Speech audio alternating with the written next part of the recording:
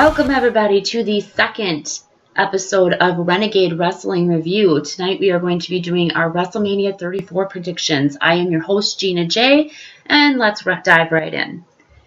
As we all know, after watching the Go Home show on Raw tonight, the Men's Battle Royal, the Women's Battle Royal, and the Cruiserweight Championship will all be taking place during the pre-show. So let's break those down right now. Men's Battle Royal, we have Dolph Ziggler, Tyler Breeze, Fandango, Matt Hardy, Goldust, Mojo Rawley, Scott Dawson, Dash Wilder, Ty Dillinger, Baron Corbin. Those are just the ones that have been announced as of right now. For surprise entrance, because there's always a surprise entrance in a Battle Royal or Royal Rumble for that matter.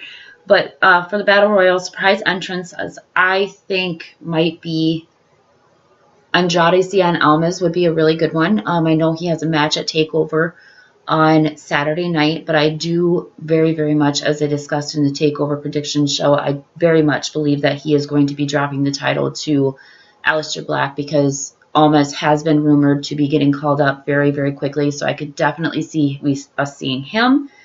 The Big Show, it came out today. WWE released a statement with the first 5 men that will be participating in the Giant Royal Rumble taking place later on this summer in Saudi Arabia, and the Big Show was one of them, so he's going to need an opportunity to get back into the ring and get that ring dust off. He's going to need to get ready. Samoa Joe would be another great addition to this Battle Royal. I know that a lot of you out there may think that Samoa Joe is he deserves better than this, which I would have to agree. Samoa Joe is undoubtedly an amazing talent. However, he's going to need something to bring him back into the mix after the injury and coming off the injury, which takes me to my next surprise possible entrant, which would be Jeff Hardy. Similar thing to Samoa Joe, he is definitely going to need something that is going to bring him back into the mix. As you all know, Matt Hardy has the Vulcan gimmick. Jeff Hardy is Brother Nero. We've seen a little bit of Hardy with the Ultimate Deletion of Bray Wyatt. But I would really like to see him come back to this Royal Rumble and kind of make his way back into the WWE. There's a big name that has been rumored to be coming back to the WWE, and I have a feeling that we will see him at WrestleMania. It will either be in the Battle Royal or possibly during the Brock and Roman match, and that's Bobby Lashley. I think that Bobby Lashley would be a good addition to the Battle Royal because I don't believe that he should be coming back in and going directly for the title. I don't think that that's what WWE is going to do with him. We'll talk about that a little later when we discuss the Brock and Roman match. Last surprise entrance that I am really, really, really hoping for is Sanity. As you all know, Sanity does not have a match for TakeOver. The TakeOver match, the tag team match, actually does not include Sanity at all.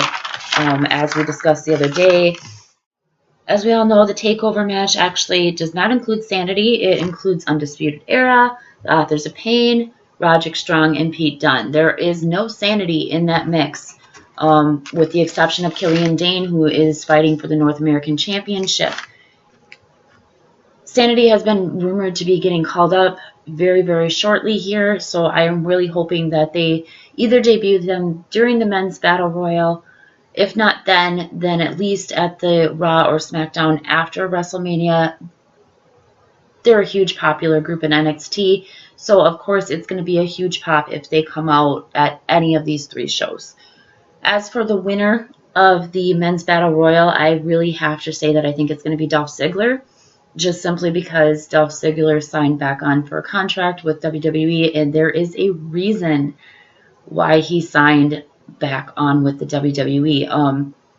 He's an amazing talent, and I honestly see him going for the WWE Championship at some point in time, and I think that this is going to be WWE's way of possibly steering him towards going for that championship.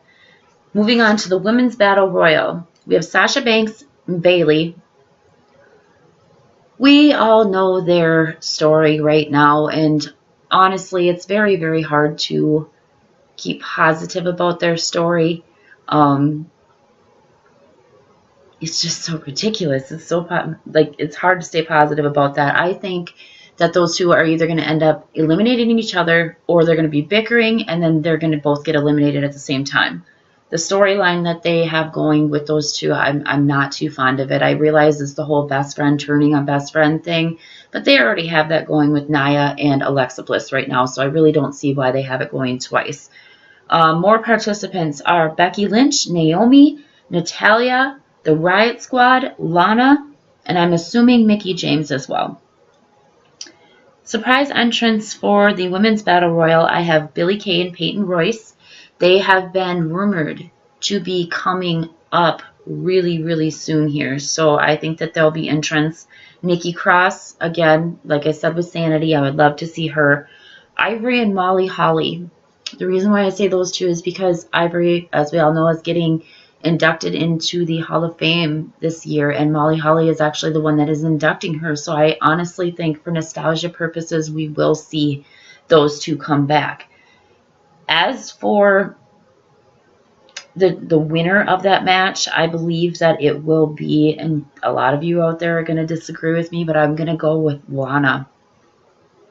I'm going to go with Lana because I have to say the last match that her and Rusev had in the Mixed Match Challenge really kind of impressed me. She has undoubtedly improved a lot, and I have a feeling that she is just going to take advantage of other women going after each other, and she might end up very well being the last one. If not Lana, then my second pick would have to be, of course, Ruby Riott. I would love to see 2 more surprise entrants. I don't think that we're going to get it, but I would love to see Jazzy Gabbert. I know that she's rehabbing right now after an injury, but I adore her, so I would love to see her come to the WWE. And then the second one that I would love to see is Piper Niven. The reason why I say these 2 women is because they need competitors that are strong, just like Nia Jax. They need competitors that are going to be believable to go against Nia Jax. Because right now I am not buying the fact that Nia and Alexa are... I'm not buying that match at all. At all. Call it what you will. I don't believe that Alexa can cleanly beat Nia Jax. So moving on to the Cruiserweight Championship. Cedric Alexander versus Mustafa Ali. This match is going to be possibly in the running up position for match of the night, even though it is on the pre-show. Mustafa Ali and Cedric Alexander are just 2 amazing, incredible, talented people, and they bring their all to the ring every single time that they are wrestling. We have Cedric Alexander on one end, that's, the high flyer, and he's quick on his feet and just flies all over that ring. And then we have Mustafa Ali, that's basically the same thing. We have 2 faces going up against each other, but it's really going to be interesting to see how this match plays out. And like I said, I honestly have a feeling that it might be in a contendership for match of the night. Winner of that match, I have to go with Mustafa Ali. I think that what he is doing right now as far as trying to be a spokesperson for the Muslim people and trying to speak out and say that that they're not the way that they are stereotyped is absolutely amazing. And not only that aside, Mustafa Ali is an incredible talent, not to take anything away from Cedric Alexander, but Mustafa Ali definitely has, in my opinion, the it factor that they need for a champion. So let's move on to the main card. In no particular order, I have Ronda Rousey and Kurt Angle versus Stephanie McMahon and Triple H. I think we all know who's going to win this one. I'm not going to go into it any further. We've seen enough build up on it. I love the way that they've been building it up. I know a lot of people are out there and they're bitching and complaining about it. I absolutely love it. I love the fact that Ronda messes up on the mic every once in a while. It kind of goes, it builds up her character, and it reinforces the fact that she is a human and that she's not a robot. For the longest time now, she has been built up to be this indestructible woman, and the fact that she has flaws is great to me. I love it. Everybody else is complaining about it, but I absolutely love it. I think it makes her even more appealing. So let's end this one and move on, because we all know who's going to win. Ronda Rousey, Kurt Angle. Moving on. Raw Women's Championship, Alexa Bliss versus Nia Jax.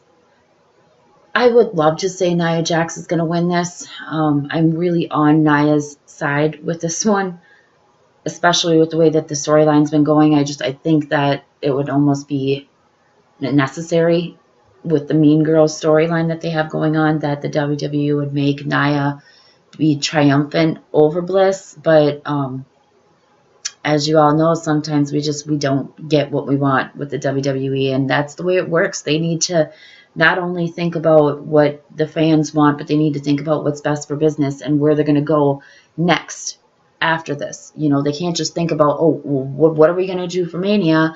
You know, let's throw this match together, and not have a plan on where to go after that. And for that reason, I think Bliss is going to get disqualified. Mickie James is going to interfere, or Bliss is going to use some object that is going to cause a disqualification, therefore with her retaining the title. And that's going to be a continued feud going on. Moving on, U.S. Championship Fatal 4-Way. The current champion Randy Orton versus Bobby Roode versus Jinder Mahal versus Rusev. I would absolutely love to say that Rusev is going to win this one. Like, I want Rusev to win this so incredibly much, especially with how much work he has done to get himself over. However, because of the upcoming Giant Battle Royal that we had, or the Giant Royal Rumble, excuse me, that they have coming up in Saudi Arabia, I think that it is going to be in WWE's best interest to go with Jinder Mahal. That does not please me to say, in the very least. I'm not a big Jinder Mahal fan, as most of you know already, but I think that that's going to be who ends up winning this one. So let's go on to the Smackdown Tag Team Championship, the Usos versus the New Day versus the Bludgeon Brothers. I think everybody out there can be in agreement that this will possibly be the match of the night. Anytime that you get the New Day and the Usos together, it's the match of the night. Hands down. Hands down match of the night. You throw the Bludgeon Brothers into the mix, and it's just going to get even better. Ultimately, I do believe that the Bludgeon Brothers are going to be victorious in this one. It just makes the most sense, you know, thinking towards the future and towards build-up after Mania. Taker versus Cena. There's a lot of skepticism with this match. We really don't know for sure if we're going to get it. But let's face it, guys. Do you honestly think that the WWE is going to let John Cena sit in the stands as a fan? Really? What I see happening here is I see one of two scenarios. I see either Taker coming out and attacking Cena while he's in the audience. Either that, or I see him coming down and calling Cena to the ring, or either that, maybe possibly having Kane or somebody like that kind of distract Cena and get him into the ring, and then all of a sudden we hear the dong or the American Badass. I think it's going to be the American Badass gimmick. But either way around, you know we're going to see it, and it's going to be Taker that walks away victorious from that one. The Raw Tag Team Championship, we have The Bar versus Braun Strowman and To Be Determined Partner. This match was probably the one that I was looking forward to the most until WWE spoiled it. God bless their souls. They might still change it, but they did spoil it. There was a little thing that was leaked out It was like a preview for the Great Battle Royal, or the Great Royal Rumble that they're having in Saudi Arabia, and it was The Bar as the tag team champions versus, I can't remember who the other two contenders were, but yeah, after I seen that, it kind of spoiled it for me. But I'm hoping that this is just something that they put out and they're planning on changing it. As for rumored partners to be with Braun, I know that Rey Mysterio has been rumored to be a possibility for Braun's partner. I heard that Rey was injured, so we'll have to see about that. But it would definitely be entertaining to have this giant guy in Braun Strowman come out with this tiny little Rey Mysterio. That would be very, very entertaining. Not to take anything away from Rey Mysterio by any means. He is a phenomenal wrestler. He's taking guys down that are twice his size. And let's face it, I mean, he's still got it. He can fly around that ring and you have no idea what's coming at you. But ultimately, I do believe that the Bar is going to be the ones that retain that championship. So now we have the Intercontinental Championship, which is The Miz, Finn Balor, and Seth Rollins. Most of you out there know exactly my feelings about Finn Balor, so I would love to say that Finn Balor is going to win this. However, after watching Raw tonight and hearing The Miz and how determined he is and everything that he was saying about his little girl, congratulations, Miz and Maurice, by the way. Not that you probably will never see this, but I think it's great. And I loved the Miz's whole segment on Raw this week and everything. I honestly think the Miz is going to be the one walking out with the belt. He's going to retain. Daniel Bryan and Shane McMahon versus Kevin Owens and Sami Zayn. This is another one of those givens. I mean, do we really honestly think that the WWE is going to fire Kevin Owens and Sami Zayn? They are two of their highest grossing superstars. They're like the it people on Smackdown Live, aside from Daniel Bryan, of course, now. I think that Kevin Owens and Sami Zayn are going to win this match. A lot of people have been talking about a Daniel Bryan heel turn, but for some odd reason, I see a possible Shane McMahon heel turn. Just simply because I think that it would be really neat if the WWE would go back to that McMahon's versus Daniel Bryan storyline that they had going for years, where, you know, they kind of held him down and everything. And I think that the storyline could possibly take off to where Shane turns on Daniel Bryan, and then they start saying that they don't want to put him in this match because it might be too dangerous. They don't think that he's ready for that, you know, and they're just kind of limiting him as time goes on. That has a better storyline to it than Daniel Bryan turning on Shane, in my opinion. So, how do we got left? We got SmackDown Women's Championship, Asuka versus Charlotte Flair. I love Charlotte Flair, but again, do we really think Asuka's going to get beat? No, Asuka's not losing. This one's going to Asuka. The WWE Dream Championship match, AJ Styles versus Shinsuke Nakamura. In my opinion, this match should be the one that closes out the show. Hands down, there's no way that Brock Lesnar and Roman Reigns are ever going to be able to beat Shinsuke Nakamura versus AJ Styles. I think that the WWE would be making an incredibly bad decision if they would put Brock Lesnar and Roman Reigns to close the show. That's just my personal opinion. AJ versus Shinsuke is going to blow the roof off of the place. I mean, come on. This is a match that everybody has everybody, everywhere has been wanting to see. So it's going to be incredible, and they would be absolutely ridiculous to not take advantage of the insane amount of hype that they would get from the crowd, from the viewership at home. I think that if they make this match the second to the last match, and they make the Brock Lesnar versus Roman Reigns match last, I think that a lot of their viewership on the network is going to drop off after the Nakamura and Styles match. So I think that they're going to almost have to put them last. Ultimately, though, this pains me to say, I love AJ Styles, but I believe that Shinsuke Nakamura is going to walk out the champion from this one. I think it makes more sense to have Shinsuke be the champ at this current time than AJ Styles, just because AJ Styles has held the belt for so incredibly long. So it's kind of time to pass the torch on, so to speak, and let Shinsuke kind of pick up some of that momentum that he's been losing. You know, I mean, let's face it, for a while there, they had bad writing on Smackdown, you know, so Shinsuke lost a lot of his momentum that he had coming in, as well as a lot of other superstars. So I think that this would be a great way to kind of build him back up again. Let's move on to the last match of the night, which is the Universal Championship, Brock Lesnar versus Roman Reigns. I'm not excited for this one.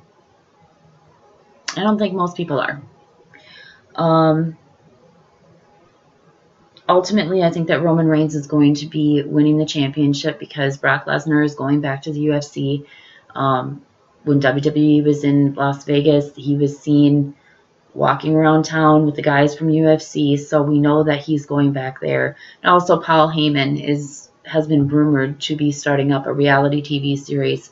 So I think that that he's going to take some time and kind of step back from the wrestling scene for a while and maybe work on that. So yeah, and then we've got some honorable mentions here. You might have noticed that I didn't mention anything about Elias. And that's because, as we found out on Raw tonight, Elias is planning on doing a halftime show for Wrestlemania. I believe that this is going to be where The Rock makes his special guest appearance, and he is going to come out in the middle of Elias's performance and do what only The Rock can do. That's going to make for a hilarious segment in my eyes. Elias has so much potential, so I really wish that I would see him actually wrestling in a match. Who knows? Maybe we might get lucky. We might see him and The Rock, you know, going head to head. Hopefully, we will.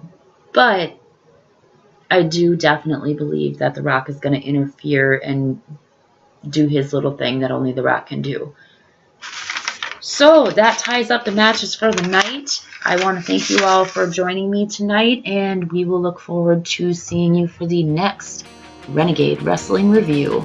See you later.